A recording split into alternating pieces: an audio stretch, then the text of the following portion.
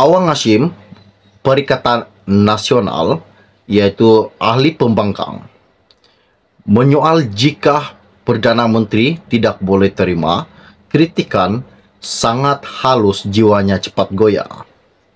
Katanya lagi, takut nanti rakyat mengenal ahli Parlimen Tambun sebagai Perdana Menteri Bapa Saman Negara.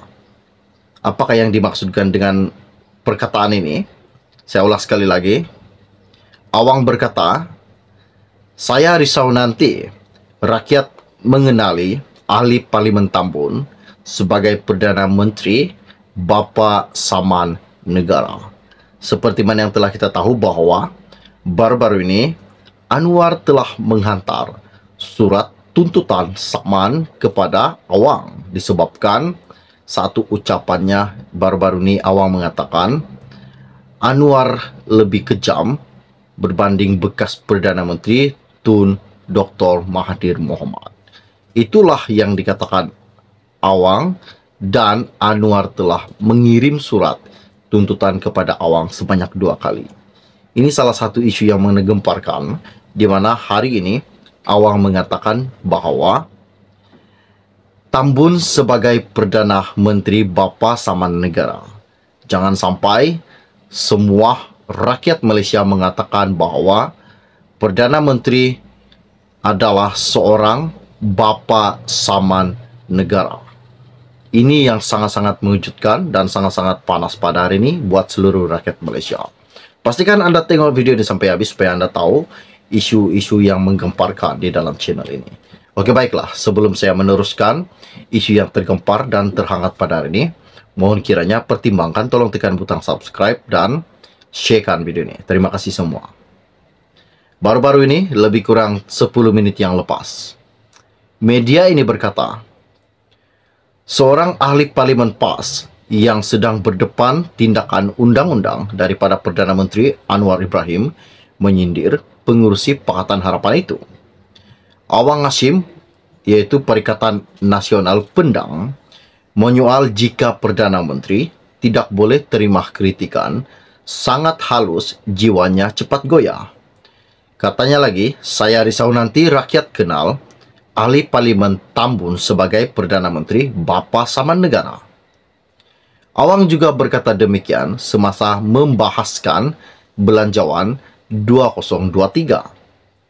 Anwar telah mengeluarkan 2 surat tuntutan terhadap ahli Parlimen atas dakwaan fitnah. Ini yang saya katakan tadi, Anwar telah menghantar sebanyak 2 kali surat tuntutan kepada Awang disebabkan dakwaan fitnah.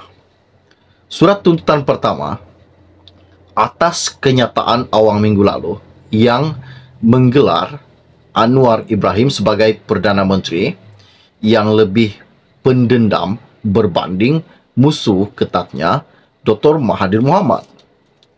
Ini selepas bekas Ketua Penerangan Bersatu Wan Saiful Wanjan didakwa atas tuduhan rasuah oleh SPRM. Surat tuntutan yang kedua pula adalah mengenai ahli Parlimen PAS yang dilaporkan mempersoalkan kesahihan Anwar sebagai Perdana Menteri. Dalam ucapannya hari ini, Awang berkata, menjadi tugas pembangkang untuk bersuara terhadap Perdana Menteri yang dakwanya dikelilingi oleh kaki ampuh. Saya ulang sekali lagi.